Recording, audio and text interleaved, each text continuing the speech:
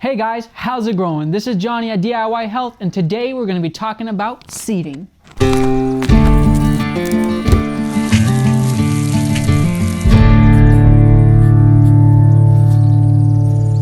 Today's episode is very important. Why? Because, well, every plant that you grow could potentially, let's say has already started from a seed. Whether you buy a transplant or whether you grow it yourself. But did you know that there's actually different kinds of seeds? Let's talk about them a little bit. I just want to show you practically. I got something here. This is called yellow pear tomatoes, and it has a very special word on here. The word is heirloom. So heirloom seeds are basically trusted seeds that are passed on from generation to generation. But they're a special kind of seed, which I'll discuss here in a minute. So you have heirloom seeds, you have hybrid seeds, you have your standard open pollinated seeds, and then you have your pelleted seeds. Heirloom, hybrid, pellet, and then your standard open pollinated. So what does open pollinated seeds mean? Simple as this. They're basically seeds that are gathered from crops that are naturally pollinated between wind, birds, bugs, and unless in absolutely necessary situations by human effort. But otherwise, they're pretty naturally grown, and they usually produce a natural plant from the parent plant once you harvest them. Second is the heirloom, which I showed earlier. Heirloom seeds are basically open pollinated seeds, but they have been kept into families or into farmers or organizations and are passed on from generation to generation. These seeds are very valuable for those who are just beginning, or for those who are commercial farming, or even you in your own home, because you can trust that it will be very nutritious. Basically, it is a particular plant seed that has been passed on because it is trusted. And then you have your hybrids. Hybrids are good for people who want to produce quick and produce fast, and a good blend of what their tastes are really looking for. However, there is some disadvantages with the hybrid, is that if you see again on the package, it has this F1 on here. That's an easy marker to show you that it's hybrid. But one of the negative things about it is that if your crop comes to harvest, you can't really successfully keep the seed from that harvest to produce the same exact kind of plant that was growing in the ground before. It just doesn't work like that with hybrids. Instead of getting purple haze carrots that I have here, you would probably get a variety that is from the parent plants in which it was originally a hybrid from. So basically how they do this is that they cross-pollinate plants on purpose through intervention and human manipulation, and thus you have the specific character traits of one plant tracing over to another to create different kinds of varieties. And then your pelleted is basically either your heirloom or your open pollinated seeds just into a pellet form to basically help you plant them easier. You can do more research. You can tell us about it. Comment below what you think specifically about the pelleted seeds. All right, guys, let's go outside. All right, guys, real quick before we go outside, I just want to give you a little bit of cautions about your seeds. Some things that you might want to keep in mind is 1, try not to get your seeds wet. 2, try not to get soil on your seeds. And 3, try to keep them in a dry place. Don't allow much moisture to get to them.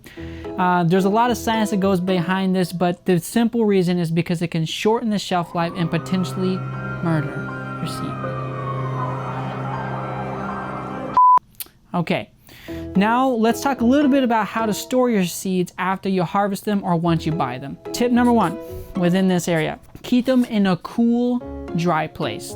I just mentioned earlier that the moisture can affect their shelf life, but also having them too exposed to sun can as well. So a nice optimal place might be the fridge, not the freezer. The freezer can shorten your seed's life, de-thawing and unthawing. It's not very good.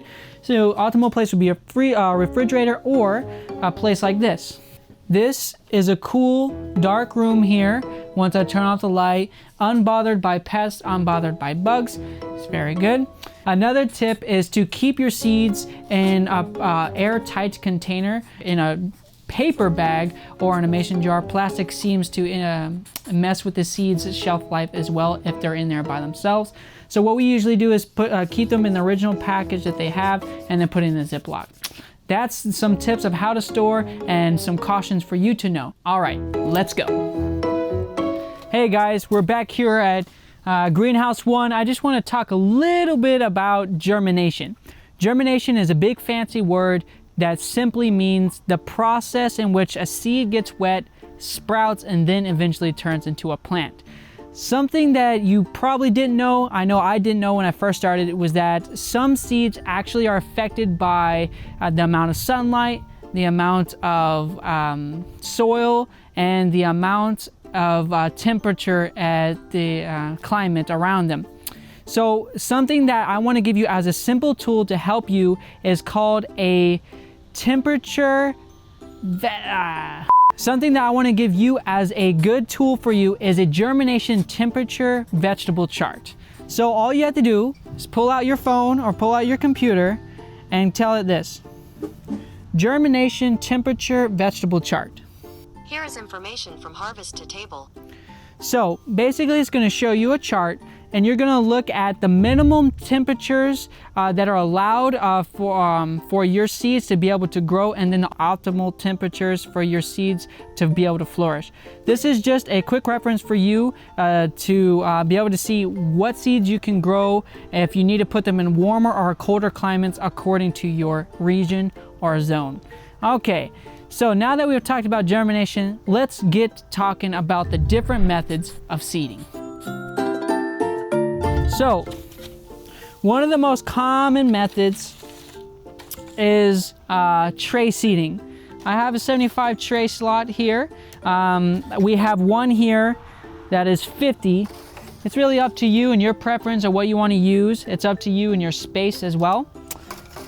Basically, what people would do, they would either mix dirt and potting soil or potting soil with compost, and they would fill these trays up all the way till they're full, and then they would put seeds in them. And once you have it full for the very first time, you want to slam it down. Don't be afraid. This is going to basically compact the soil and then just fill it all the way in the top. We like to get the soil nice and compact, but not too compact, because if the soil mix is too wet and too compact, it can give your seed a little bit of trouble springing up. But you also don't want it too dry and too loose, because when you try to pull out the plants from here to transplant in the ground, they will be very hard and breaking and crumbling apart when you try to put them in the ground. All right, so we basically have a full container, and then the next thing you do, you would check your seed packet here. This is for lettuce, and on the back it says I need to sow 1/4 an inch in, and so I'm just going to go get my finger and go 1/4, or you can use a pin, anything, 1/4 in and all the way down, and you fill it with the seeds, cover it, water it, and then wait till it grows. So that's planting method number 1, using the seeding trays. Yeah, I'm gonna be planting some Swiss chard. I actually forgot to prepare this, so just give me 1 second. These are so Swiss chard take about 1/2 inch of they need to be sowed in the ground about 1/2 inch deep. So I'm just going to prepare the bed a little bit. This first method is just direct seeding, but there's a few kinds of direct seeding. I will just call this one the scatter.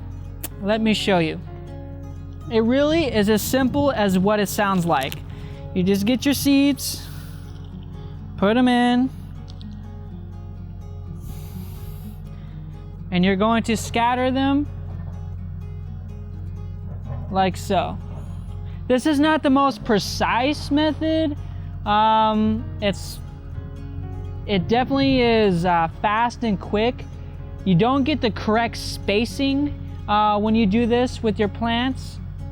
But if you're in a pinch, you're in a hurry, you're planting in a big field, and you're not really worried about putting in all the necessary effort at the beginning, that's fine. Swiss chard kind of grows kind of big, so I wouldn't suggest doing it so much with this particular method, but we'll see how it goes.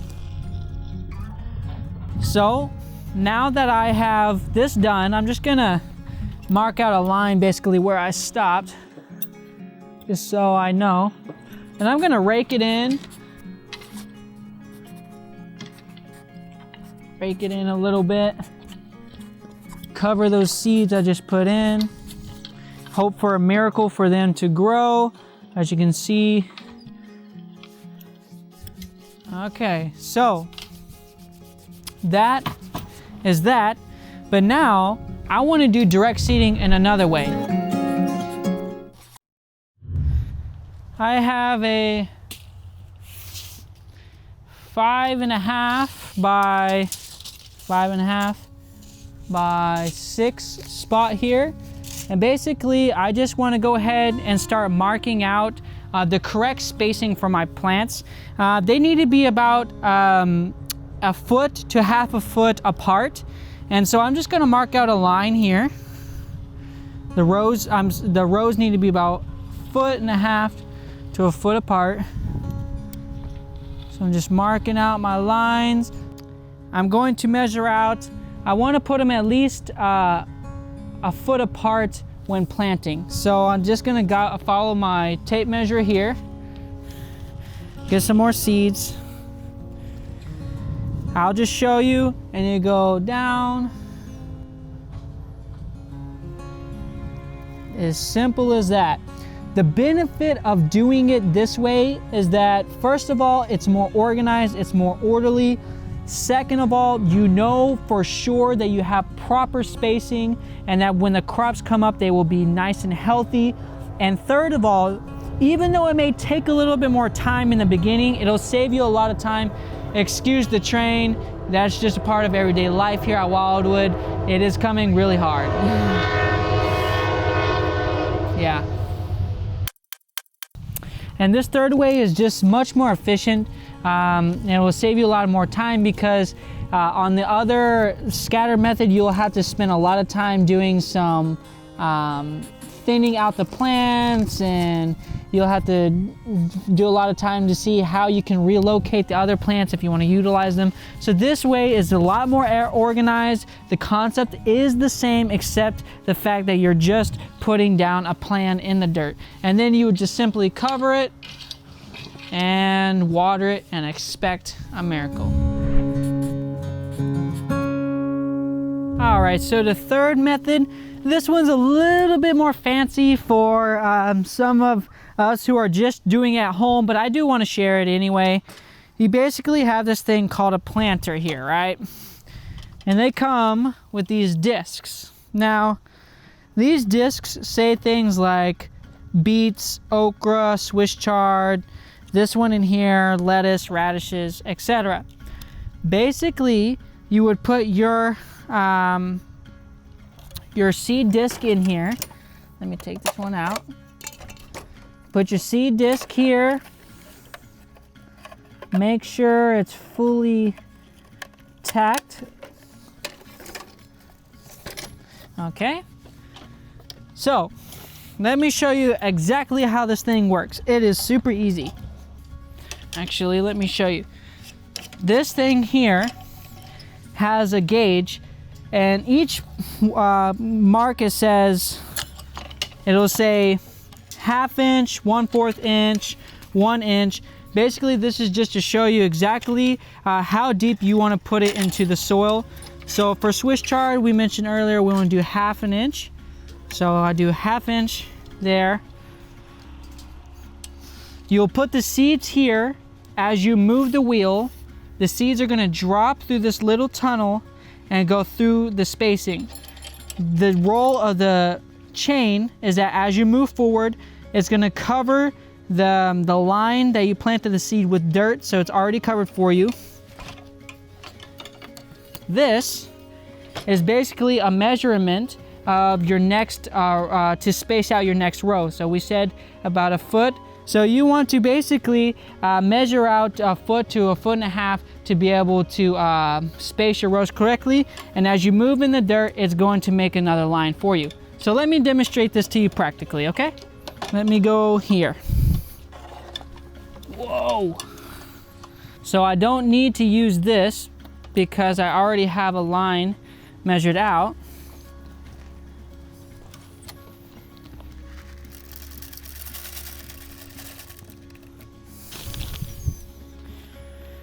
And make sure the chain is right. Okay, I'm gonna move forward. I'm gonna start slow to make sure that is dropping seed, and I can see that it's dropping seed. So I'm just gonna move forward and keep going.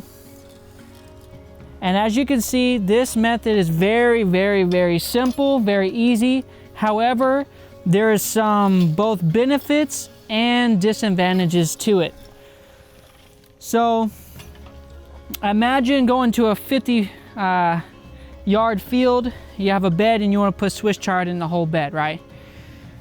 If your planter is off with its spacing, it can be at a disadvantage because it can drop too many seeds at once when you are pushing the wheel, thus causing you more work later on by having to thin the plants, because if you don't thin them, they won't be spaced properly and grow to the fullest that they could. Okay, and thinning the plants is basically, there's just too many plants all together, and if they're supposed to have 5 to 6 inches or a foot apart and you have all of them bundled up, you're gonna have to basically just sadly pluck them up. The good news about the planter is that if you do have your timing and your spacing put down correctly, there's some more fancier ones that can do that for you, like precision planters.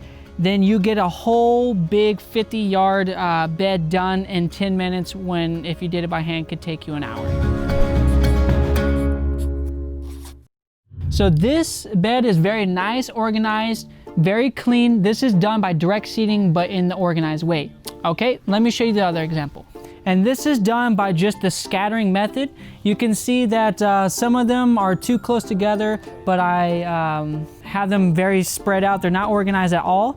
And so the third example, this is beets. As you can see, they're very, very clumped together. I did this with the seeder and I learned too late that it was too many seeds at once. So I will have to spend a lot more time thinning these out and making it look good. So there you have it. So these are the 3 examples of what it looks like practically. You can see which ones you like best and choose for yourself. Try, experiment, and do some variety. Let's go back to the shed. Whoa, that was nice. This week's health nugget is just as you take much caution and care and try to be wise in how you choose your seeds in order to grow healthy plants, we also should take caution and be wise on what foods that we put into our bodies and what drinks that we decide to drink in order to produce good health. Thank you so much for joining us for this week's episode. Don't forget to subscribe, hit the bell so you can get a notification when we're up next week. Plow through that like button, comment below what you are growing and what is your favorite thing to see. And until next time, how is it growing?